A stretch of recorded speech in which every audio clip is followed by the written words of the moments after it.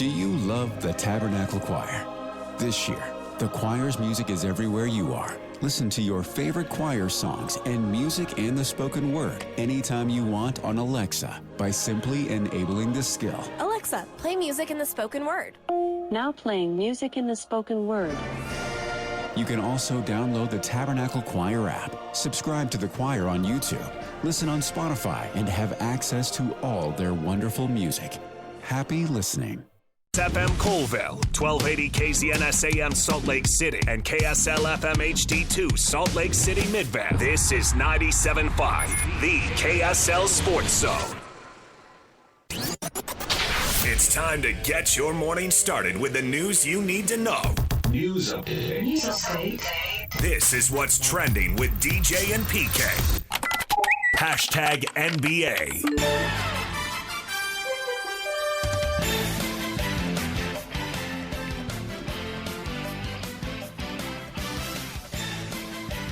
The National Basketball Association is running out of days. It won't be long now before we get to the playoffs, PK. We've gotten so close, so much time, so many games passing by. I know you're ready for this thing to be over. The league can shut down for all I care. In terms of your the Thunder beat the Clippers 128-110. They have clinched the overall top seed in the West, and they will have home court advantage in the NBA playoffs. Top teams in the West have already moved past the top teams in the East, so the NBA Finals ought to start in the West, unless we get some upsets here and some lower seeded team. Well, they'll have it as long as they win. They lose one game, they don't have it. Well, there you go. Thunder and Spurs both over 60 wins. That's 64 now for the Thunder as they just stack up the W's. All right, DJ and PK. Hashtag college basketball. The transfer portal getting so busy now. Moo Davis, Dominic Diamante announcing they are entering the transfer portal, joining Rob Wright and Xavier Stetton as they are entrants. They're taking off. However, Kentucky guard Collin Chandler entered the portal, and there are a lot of reports coming out of Kentucky that they expect the former Farmington High School star to come home to the Wasatch Front and play for Kevin Young and the BYU basketball program. So, guys coming and going, it looks like there will be very little to no continuity from last year, PK, as one guy after another is popping into the portal here. Well, yeah, the other guys, who really cares if you boil it down? I mean, they were just minor role players. Wright, I don't know that he's made a decision that he's gone for sure. The bidding has just commenced as the auction. Instead of the transfer portal, they'll call it the auction portal and have people there. I hear 1 million, I hear 1.5 million, I hear 1.7 million, and go from there. We'll see what happens. I mean, I don't think he's ruled out the possibility of returning. And plus, it seems like, too, when all these kids, local kids, leave, the majority of them, and I don't have numbers, but off the top of my head, the way I feel about it, is the majority of them find their way back, one way or another.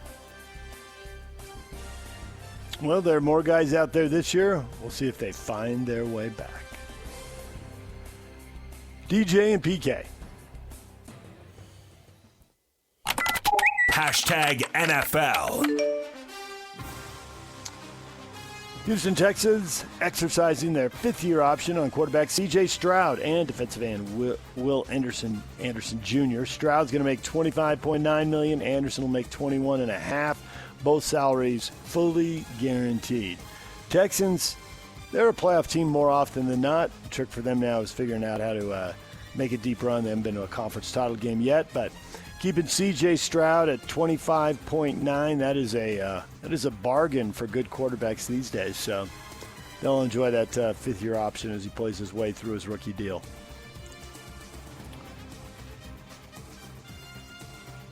Perspective. People get perspective, PK. Kirk Cousins, late in his career now, fully aware of the situation. The Raiders knows Fernando Mendoza, quarterback out of Indiana, anticipated top pick will join him there. Quote, the best player needs to play. If that's not me, I don't want to be out there. I don't think that's the best thing for the team. If I'm the best option, then I believe it's important that those guys are out there. I'm excited to get the chance to lead, help influence in the locker room, do my part, and most importantly, help our team win. That sounds good on paper, but I want to hear someone say X player is the best option. I'm not the best option. Every player will agree with the best option should play. That's like there should be a world peace and there should be fairness in all things. So he really didn't say anything until he says, if it comes to that, Mendoza, whomever, is the best option. Of course you think you're going to say the best option should play. What player is going to disagree with that? It comes down to whether they admit that the opponent that you're competing with is the best player. All he's done is crack the door for the other guy. He hasn't slammed the door on himself yet. That would be the next thing. DJ and PK. Hashtag college football.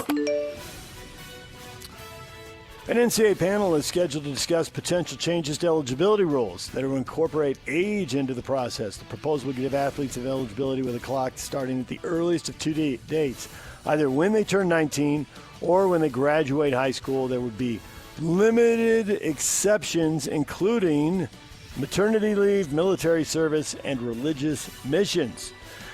But they would not involve injuries, which has been a common reason for players to ask for extra eligibility. No waivers, red shirts, etc. would apply in this model. So, you like it, PK, or they're just moving the bag back?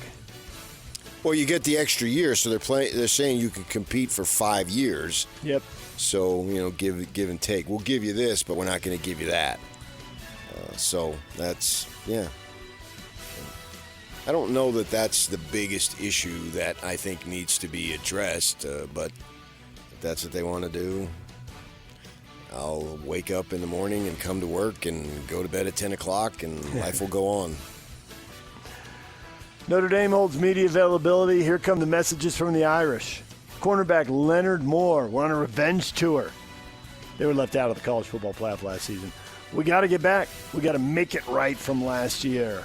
And quarterback C.J. Carr, we got to get back to work. We got a new team coming in. We're going to be really good. We have draft picks all over the field. We have a chance to be really special.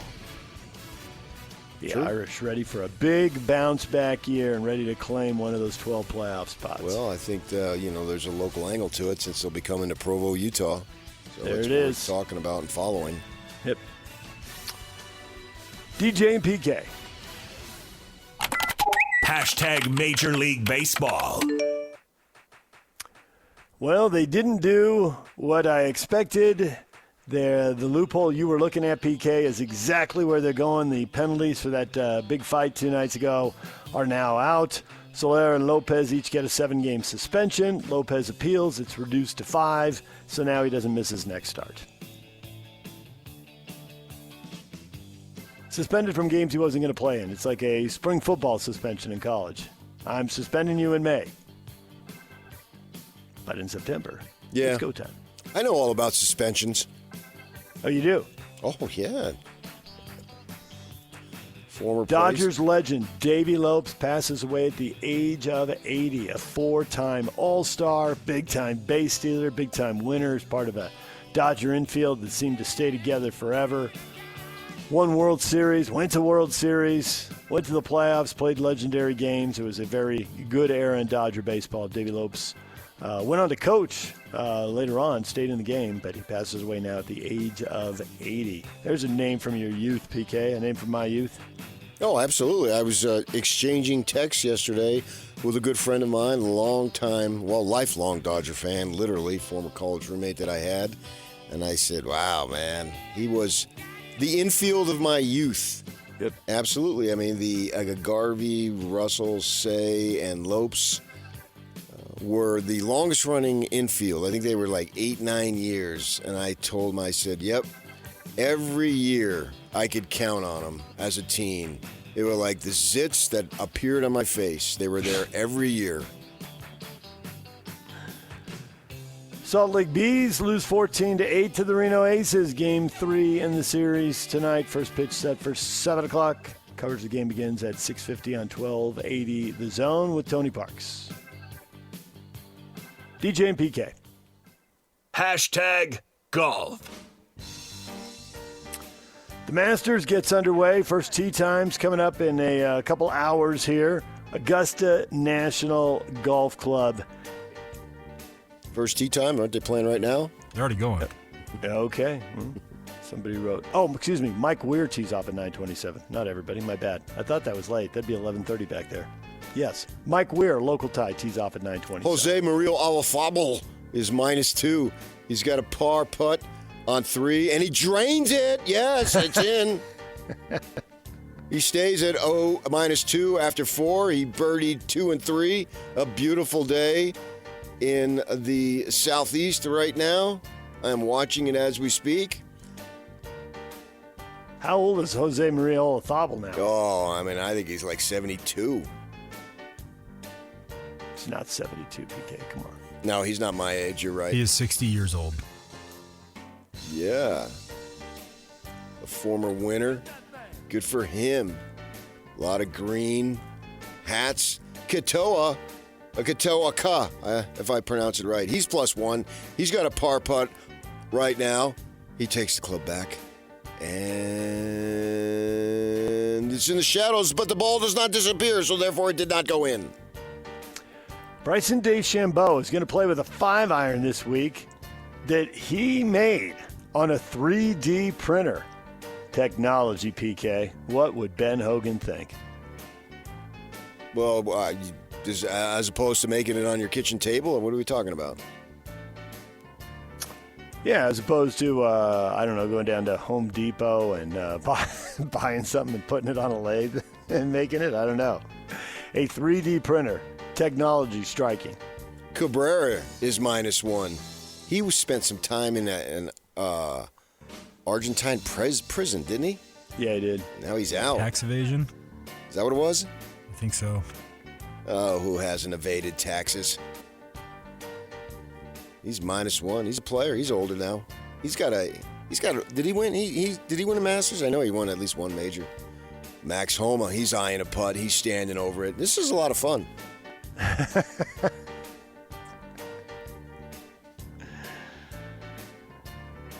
Prosecutors are seeking Tiger Woods' prescription drug records from a pharmacy a week after his vehicle crashed in Florida, and he was arrested on suspicion of DUI. So does anybody think anything is going to come of this?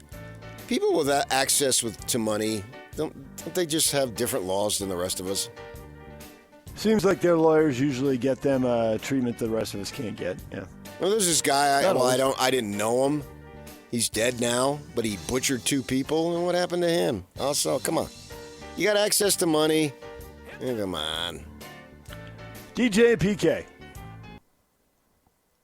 #NHL. Utah Mammoth are back at it tonight. They host the Nashville Predators in the Delta Center. Puck will drop at 7 o'clock. Big game here in the race. Can they pick up 2 more points as they inch closer to clinching in the Western Conference? They are sitting on 88 points. Can they get to 90 tonight? Nashville's only 4 points behind them. Now, the Mammoth have a game in hand. The Mammoth have 5 games left, and Nashville just 4. So just about wrap things up with a win tonight. Kings are on 83 points, also chasing. So big game for the Utah Mammoth, and the goals have been flowing. Was it like 26 goals in the last 4 games? It's unreal. They've been stacking them up. I guess it's probably 25. That's just a ton of goals. Also, Washington Capitals legend Alexander Ovechkin says he'll make a decision on his future this summer. Will he play one more year? Me too. I'll have a decision this summer about my future. Yeah, your decision will probably be yes. Slacker Radio Headlines brought to you by Trajan Wealth. Call Trajan Wealth today, your local trusted financial fiduciary. Call them at 801-210-6800 or visit their website at TrajanWealth.com. Of course, this is what is trending. Why do I do that? What It is brought to you by Shamrock Plumbing. There's no job too big or too small. Get the personal touch with Shamrock Plumbing. I think I've heard you do too many reads, PK. It's just burned into my brain. I can't avoid it now. 8 o'clock, Brian Taylor is here to help PK do play-by-play on the Masters Championship. 9 o'clock, Mark Duran on BYU basketball, the transfer portal. What should next year's team look like? And Cole Bagley, Mammoth Insider for KSL Sports, joins us at 9:30. It's also a Utah Mammoth ticket Thursday. We'll give away tickets later in the show to see the Mammoth and the Carolina Hurricanes Saturday at the Delta Center. That's all coming up. The question of the day is next. Stay with us.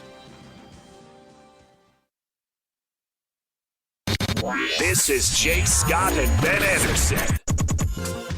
Kyle Filipowski deserves a lot of credit. They're trying not to play him because he's been too good. So he's only playing 31 minutes, and he's scoring with an incredible efficiency, and he's actually playing tough. 4 straight games with over 20 points. He's been really, really good. He's played tough enough that he can play big minutes on, not big minutes, minutes as at a big. the big, Yeah. on a contending team. And I wouldn't have told you that was true before the season. He might be 15 minutes a night 5. He might be a good enough 5 that you can wrong foot the other team. 15 minutes a night going into what will be year 3 now, and continue to play bigger. But yeah, I mean, he becomes a very valuable player. If he can play a little bit at what was traditionally the 4, what is basically a wing, and be good enough defensively, then you've got yourself a stew going. You've got yourself a guy you can use.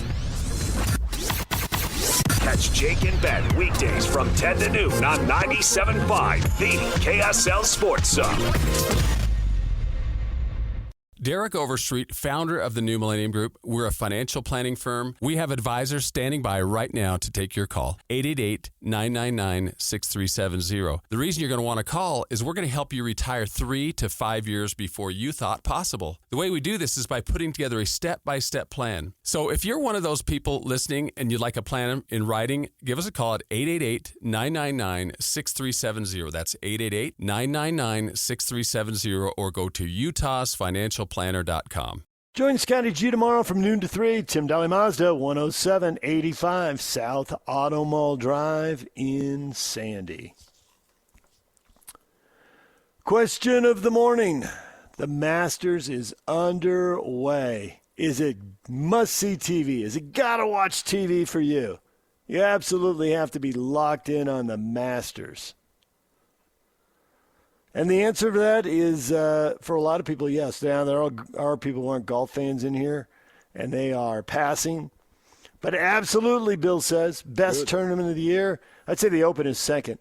Would have been awesome to see if Tiger could make the cut, but he can't keep his cars on the road, shaking my head. I'm rooting for Rose, I'm rooting for Bryson, and I'm rooting for Koepka. You said there are people passing? Well, that's good. Aaron says, get them off only the earth, if you're then. paying me to watch. Nobody's going to pay you to watch. Shut up. Kevin, golf is not my thing.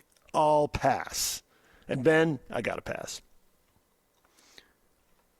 Nah. You got to watch it. You got to be up to date, man. If it's not your thing, plenty of people watch the Super Bowl and it's not their thing. You got to watch the Masters. It's Americana. I would say leave the country if you don't watch it. Brady says, yeah, I got to watch 100%. I watch every ounce of it I can. The Masters is the Super Bowl of golf. That's what I just said, and I didn't even know that. Yep, there you are. You and Brady, mentally aligned. Now, he says, every ounce I can. It is tricky, and the Super Bowl, isn't getting played Thursday and Friday while people are presumably working. So when do people have to get dialed in? Do they watch Saturday for moving day? Just lock it down for the back nine on Sunday? Well, we're talking primarily to BYU fans, and they're entrepreneurs, and so they have time in their schedule. Take a little time off and watch it all. Yeah, our show, at least for me, I target the elite. I don't really have time for the others. Yeah. Hard to believe you get the feedback you get on social media, PK. I target the elite. I do. They're the ones with the money. Like I want to make the clients happy. I mean, if you don't have money, I'm not really interested in you. Tony says, I tune in for round 3 and 4 and hoping that the best of the best are at the top of the leaderboard then. I get that. It's a weekend. Let things shake out a little bit. You can still watch 6, 7, 8 hours of golf over the last couple of days. But I thought that, March Madness is about the Cinderellas. How about April awesomeness? These Cinderellas, the no-namers having a shot. The Jackson Harringtons of the world. I don't know who that is. He's an amateur who's 1 under right now and tied for second place. He's having his moment. I don't think we think he's going to be around on the weekend, but Yeah, in 3 minutes, I won't remember his name. that's probably true. Let the old guys like Vijay Singh and Jose Maria Althawal have their time on Thursday, but by Saturday, how close are they going to be to the top of the leaderboard? Cabrera, you mentioned him. Well, you never know, man. I think, what was it last year? Fred Couples was the oldest it was 2 years ago or 3 years ago. He made it at 63. Made the cut, I'm speaking of. So that would be cool, but you don't really count on that. I could recall the first Black Desert tournament. They've had two now. So the very first one, which obviously would have been 2 years ago, and they had Jadon Blake play, the local guy, literally grew up in St. George. We know all that, right? And what was it? He had made 499 starts, and so this was going to be his 500th. And I was talking to one of the PR ladies, and she was saying she really, really hopes he made the cut. And I said, ma'am, you're a public relations person. You don't really know golf, do you? I said, he has no chance to make the cut. That's not what happens. It just doesn't. Now, he's still, if you take him compared to Joe Blow on the street golfer, yeah, but not compared to these guys. And that's the way this thing works, is you don't have much of an opportunity because nature takes its course. Now, you can still go out because I think he was 65 at the time, or just about turning 65. So you can go out and have a good time golfing, but not at this level. And she sort of was surprised. It reminded me of the first time the Jazz were moving over to this other station that they're on a couple years ago. And one of the news anchors, she says, "Oh, I just have a feeling that this is going to be their year." Yeah, I don't. Neither does anybody else, but okay. Stay in your lane. That was embarrassing. Chrissy part 2. So, of course, Jadon Blake did not make the cut, but that was understood that you're just not going to at that age. It's very, very rare, and it wasn't going to happen. So we understand that Jack Nicklaus had the ceremonial first tee, and he hit a duck hook into the crowd. But he's 86 years old now.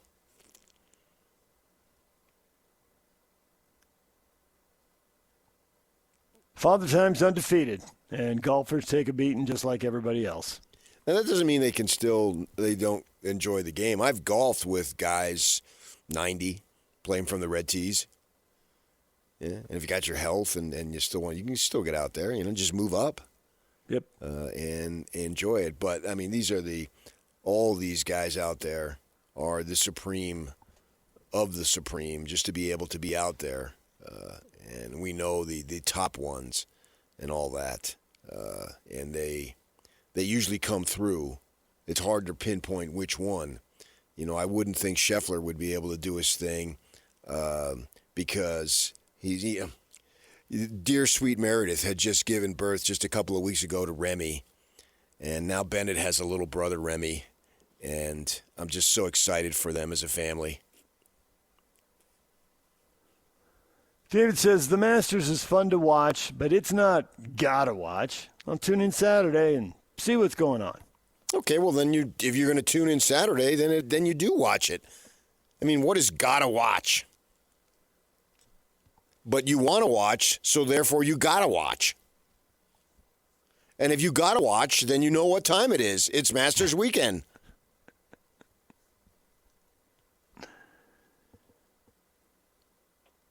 This is a little bit like you were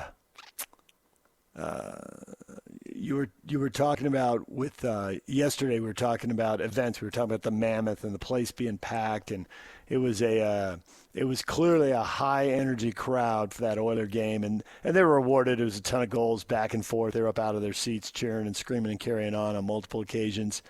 And you referenced the fact Ryan Smith has said Utah shows up, right? Yeah. And there's an event. Yeah. Well, I think that's a little bigger piece of how the whole country feels about championship events, that they all spike. and there's a kind of a curiosity among sports fans, it might be your fourth, fifth, sixth, seventh favorite sport, whatever it is. But when you get to championship time, people still flip it on. I think there were like 10 million people watched UCLA blow out South Carolina in the women's college basketball title game. Because when you get to the championship, a lot of people are going to tune it on, even if it's lopsided, which that game was, and people are going to check it out. They're going to come for the show. And the Masters has got a super strong brand, it has a super strong field, and unlike the other tournaments, the other major championships, it's a course because you do check in on it every year. So you get a feel for it coming down the stretch. Right, those par fives, what's going to happen at 13? Everything's on the line. Yeah, I think the thing about it is, in this particular sport, there is pressure at the highest level. No other sport, in all of sports, you name the sport, no one has the level of pressure that faces the individual golfer when he or she is over the ball, whether it's a putt, a chip, a drive, a fairway wood, fairway iron. This sport has the individual most pressurized situations. Name me a sport, and I will shoot it down with ease. Well, the closest... There's nothing close. The closest would be the pressure a relief pitcher faces in the ninth inning, or the pressure of shooting a free throw. No. I guess in football, the kicker, they become so automatic now, it seems. It comes down to when one person stands there and everybody's looking at that one person to do something, and then how much defense is there? How much credit can you give to somebody else for doing whatever it is they do so that you, quote-unquote, fail in the big moment, right? And golf just doesn't have that. You stand over the putt, you hit it when you're ready, and it either goes or it doesn't, and it's your fault or it's your glory. In the history of team sports, there has never been one play that decided the outcome. Ever. And there never will be. So if he misses a kick or a pass is dropped that should have been caught, there's dozens of other plays you can look at. That's why I can never get into the refereeing, because there's dozens of other non-calls and calls that should have been or shouldn't have been. You can never single out one. There's no one that's more important than the other. Because if you would have done this earlier, it wouldn't have come to that. We hear that all the time. It is constant. So in any team sport, at the free throw line, letter carrier can clank every free throw he wants under pressure. But there was other guys who did or didn't make the play earlier that led to it. So when there's so many plays. But in golf, it's one man, one woman, one ball, one club. One bourbon, one scotch, one beer afterward in celebration. And the pressure on it is just absolutely enormous, which is why almost consistently scores are higher on Sunday than they are Thursday. And what has changed? Maybe some pin placements have changed, but the amount of pressure is what is the big differentiator. That's it. It's why they talk about Johnny Miller in his 60s in San Francisco. What did he shoot, a 64 or something like that? And it's like 50, 60 years ago. And they still talk about it because it was Sunday. Sunday at the Masters. Sunday at fill in the blank. And the thing about it, too, is all of us who've ever touched a golf club and picked it up and gone out to the course have felt that type of pressure in their minds, even though it doesn't relate to anything close to what these professional men and women go through. But we've created the pressure because pressure is not a real thing. Pressure cannot be held. It can be identified or it can be eliminated. Talking to Mike Weir about that. How is it, Mike, when you're standing over something. Now, he experienced this very thing when he won his Masters. And he won it, I think, in overtime. I believe it was one went to a hole. playoff. Yeah. And so how do you handle that? What is going through your mind? Plus, golf, you're out there 4 or 5 hours, and you're actually doing something for a total of 4 minutes. So you have all this time to let your mind get in the way. Was Tiger that much more skilled than the other guys, or was he that much more mentally tougher? Clearly, it is about the mental toughness, and we can go back and on the archives when I had an opportunity last October to speak to Nick Faldo, winner of 6 majors, 3 overseas there and 3 right here, the last of which was 30 years ago, 1996. And he says that you have to be an 8 out of 10 in various aspects of the game, all aspects of the game, but you must be a 10 out of 10 mentally.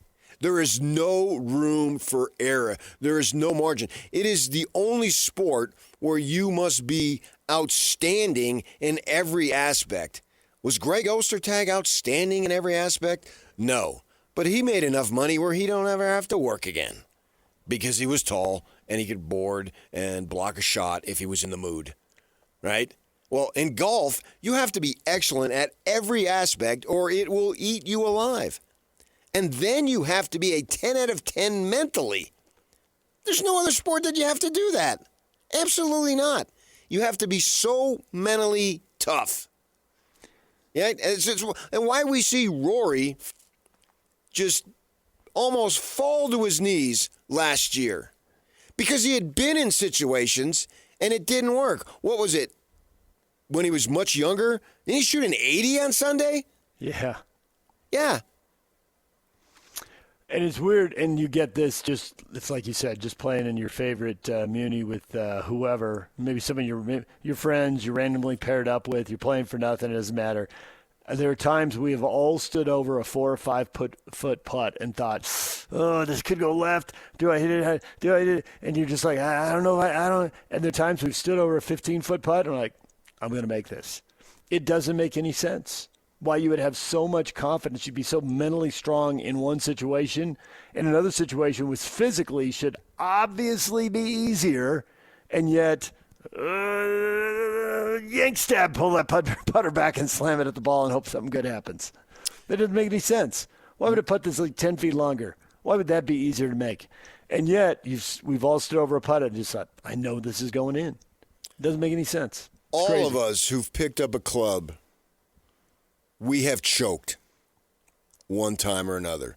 I will tell you myself, just almost 48 hours ago, there's a carryover for the Skins for like 3 weeks. And I had about a 4-foot birdie putt. And you never know until everything is complete, right? Because I could have birdied it, but so could have 20 others. At the same time, nobody could have birdied it except me. And so I have about a 4-foot putt and for birdie. And I'm thinking, wow, if I make this, I've got a shot at this 3-week carryover for Skins. And so my birdie putt, I will tell you what happened. So it's about a 4-foot putt for birdie. Mm-hmm. Well, then I had a 6-foot putt for par, which meant I missed the birdie putt, and I missed the frigging par putt. So I ended up with a bogey, and I play from the whites, and it's short, so I ended up 1 over. I earned some. It's pro shop money here. They can't give you cash here in Utah, and so I didn't get it. And then the results come out later in the day, or the next day, not that day, the next, so Tuesday they come out Wednesday. And somebody had a birdie on another hole, and it was the first hole. So there wasn't that much pressure because we just go 9. You have 8 more to go. He doesn't know, So it's not maybe he didn't think about the pressure. It's the first hole. He birdies. Nobody else birdies. And I was telling Yak this earlier in a commercial break. So he gets to skin $1,000. And you can go pro online. shop money. Yeah, pro shop money. You can go online and you can look at everyone's score. So last night at like 10 o'clock, I decide I'm going to start looking to see if anybody birdied number 11. Because then I'm going to torture myself even more.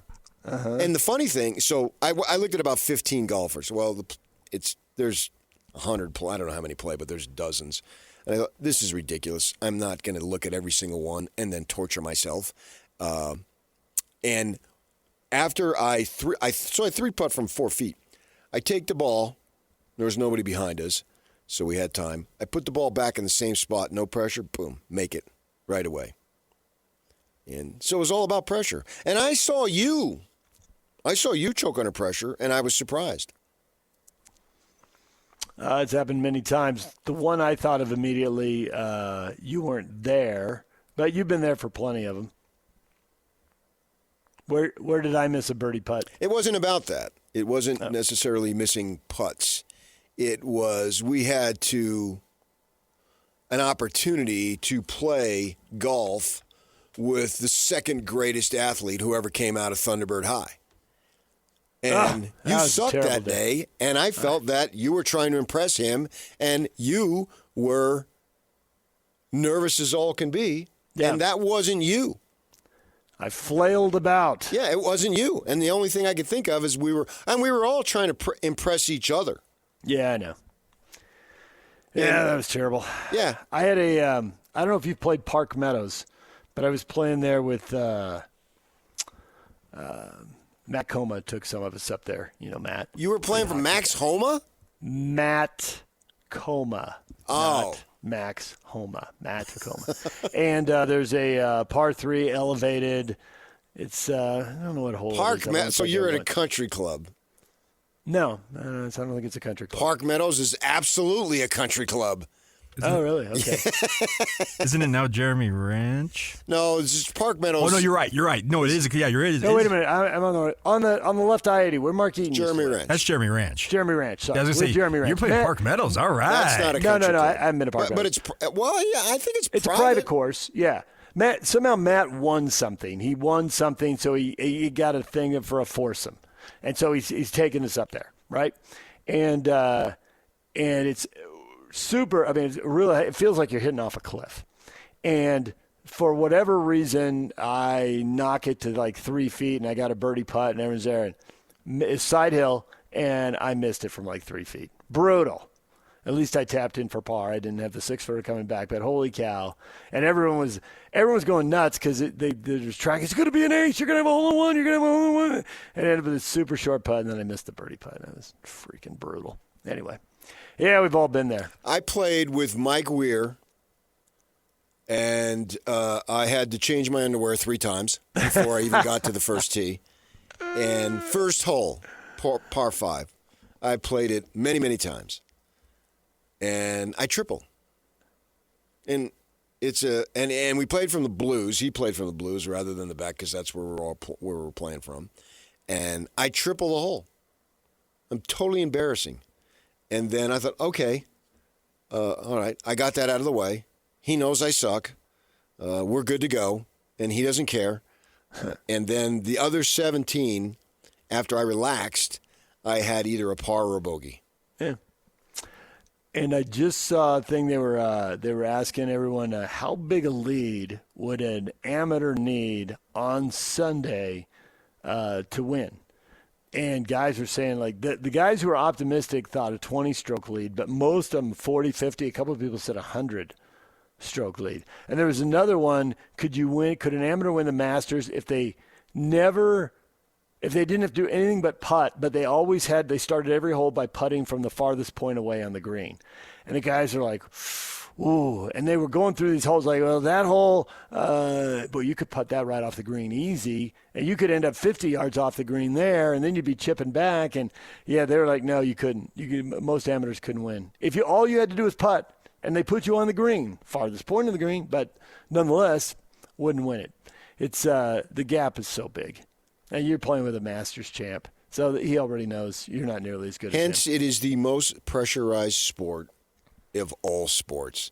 And if Which you is argue why with a lot of me, us will be you're watching silly. on Sunday. Yeah. All right. DJ and PK, it's 97.5, the KSL Sports Zone. We will take a break. We've got more on the Masters coming up. At the top of the hour, stay with us. We will go to Augusta, Georgia, and we will talk with Brian Taylor at 8 o'clock.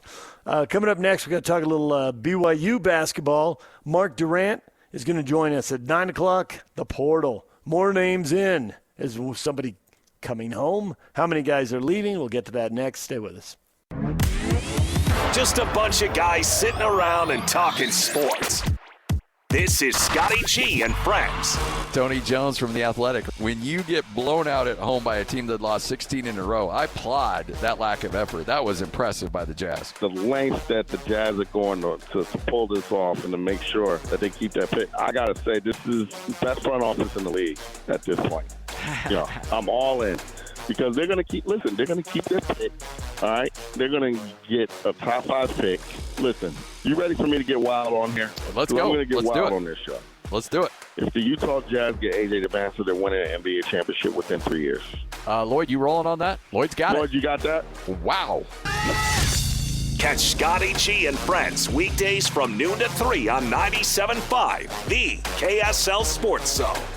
Question up on our Facebook page with several players hitting the transfer portal. How badly does BYU need to go get Collin Chandler? Steve.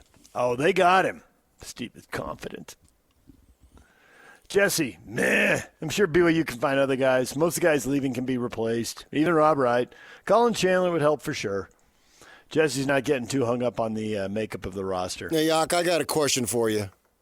Yes, sir. Is it Collin Chandler or Chandler Collin? Oh, here we go. Collin Chandler. It's Kennedy Chandler. It's Collin Chandler. Chandler is the last name of the day. Okay, but I watched Friends growing up, and that guy, his first name was Chandler. Chandler Bing, we know. Phoebe was my favorite. Phoebe was hilarious. She was out there, totally random. That's why she was my favorite. I thought so. Well, this kid sure had a ton of hype coming out of high school, and then obviously goes on a mission and goes to Kentucky. And I've watched him play because of Mark Pope, and I figured that there was a chance that he would come back. That's the thing that I think that it's not about necessarily Collin Chandler coming to BYU. It's what I think Kevin Young needs to take more into consideration is the draw that BYU is for so many. And the draw for Kennard Davis and Diamante and Robert Wright, there is no draw for BYU. It is the money and maybe the opportunity to play for Kevin Young. That's the draw. But BYU is not the draw. Well, for Collin Chandler, all of the money and the other stuff, but I can say that, and maybe he might be different, but I think I'm confident saying this for a decent majority, if not a large majority, of many LDS kids, BYU is the draw, in addition to the other stuff. Well, he was committed to BYU once upon a time. Right. And so with that in mind, if the kid is good enough, go hard after these kids. And maybe you already are. And you might look at, well, all right, he is not a 4 or 5 star. But some of those kids, and a lot of those kids out of Michigan, weren't 4 or 5 stars. But you put them in a system with great coaching and all the other things that go into it, and you win the title. And so instead of going after a Diamante, and I'm just using this as an example, so don't take it literal, going after a Diamante, maybe you go after the Welling kid who was a local kid at corner and then moved, I think he went to Irvine and then UVU. Maybe you go after those types of kids rather than what you think might be a higher upside, and then that kid, as a redshirt freshman, doesn't get a lot of minutes, but is out the door. Literally the first chance he gets, he's out the door. And if you get some of these kids where BYU is a significant reason why they're going there, in addition to basketball, in addition to money, and whatever else it might be. I'm not discounting the money whatsoever. I'm just saying that there's other things. Go after those types of kids. And those types of kids can help build your program. And then you can rely on them in a role-playing type situation, which you need. You can't have 5 stars out there. It just doesn't work that way. You need kids to fill roles for you. And so that's what I would say. If Collin Chandler wants to come back and they got to pay him and blah, blah, blah, I get that. And it's hard. Oh, yeah, well, he grew up a Ute fan. Well, this is what we have now in the mid-2020s is what we had in the 90s. There was a bunch of kids that may have been BYU fans, but they couldn't go there because the program was in shambles compared to what Utah was. So if you wanted to play winning basketball, which everybody does, winning whatever, you want to do it. So these LDS kids here in the 90s, if they wanted to stay local, they pretty much had no choice that they had to go to Utah because BYU was way down. Well, now it's reversed. Crazy enough, right? 30 years later, it's reversed. So these kids like a Chandler, whoever it might be, if he wants to be local and play in a winning program and he wants to play in the Big 12, he's got no choice. Now, you can go to Utah State. I understand that. But if he wants to play in the Big 12, he's right. And it's unfortunate, and I don't take any pleasure in saying it because I got a lot of stake in that Utah program back when I was there for 10 years, day after day after day. And it sort of pains me because I know what that program can be, as we all do. And it's not there right now. Plus, we got a guy that we like coaching the team, so we want to see it get back up. But it's going to take some time. Whereas BYU, they're shooting minimally to go to the tournament every year, and the roster is depleted right now. But when we get to midsummer or when we go down and have the lunch with Kevin Young at Riverside in the end of July or August, we're going to be thinking they're an NCAA tournament team. Kevin Young has already established that, right? So that's what I would say. Look at those role player kids who want more to be at BYU, and if it doesn't work, you take the look the Kozlowski kid. Has he put his name in the portal? Maybe he will. I don't know. But he hasn't played. He's been injured, but he's still there. He's local. But, PK, you've got a whole coaching staff of people, with one exception, who's not local, and I don't know if they understand the power of that fact. You know, the draw of playing within close proximity of a lot of family and friends. Sure, but Brian Santiago could tell him. Travis Hansen could tell him. Exactly where I was going to go. Nate Austin can tell him. There's an AD who knows it, who's lived it, who was in the basketball program, but the staff doesn't know that. Well, why would I want this player? This player over here is better. Maybe only marginally, but better nonetheless. And for the guys who are going to be here, I still think the top of the recruiting class, one and done, go and get them. But for the quote-unquote program guys, the guys who are good enough to be on the team but not help you win as a freshman, but maybe they can by the time they're a junior. I mean, everyone's, mourning the injury to Saunders, but it's like, he wasn't crushing it like that as a freshman. I mean, most people Jimmer didn't crush it like that as a freshman, right? Most guys take time. But if you're not from here, are you going to listen to outside voices and maybe take off? Now you can go right back to Jimmer. Jimmer wasn't from here. The transfer rules were super different. But BYU meant something to him. Looking for people who have some kind of tie, because it gives you an edge. And since this is free agency every year, you need an edge the day you sign them. You need them an edge after the freshman year when you're trying to hold on to them. You need another edge after the sophomore year. Utah State's done it really well, obviously, with Sam Merrill, and now obviously with Folslev. Okay. And Templeton's not from here, but what do those guys have in common?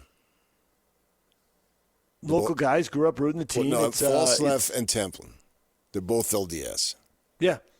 Yes. They want to be in the environment. I mean, let's call it like it is. Yeah. Templin's from Texas. Yeah. But, yeah, he still wants to be here. Yeah. All right, DJ and PK, we're going to Augusta next. Brian Taylor joins us. Stay with us right here on The Zone.